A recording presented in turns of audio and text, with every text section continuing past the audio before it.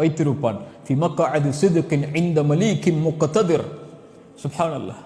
உண்மையின் சிம்மாசனத்தில் ரப்புக்கு அருகில் அந்த அந்த அந்த அந்த அதிபதிக்கு அந்த அந்த மாலிக்கிற்கு அருகில் அல்லாஹ் ரப்புல் ஆலமீன் அவர்களை வைத்திருப்பான். அல்லாஹ்விற்கு அருகில் வாழக்கூடிய பாக்கியத்தை அல்லாஹ் அந்த முத்தகீன்களுக்கு தருவான்.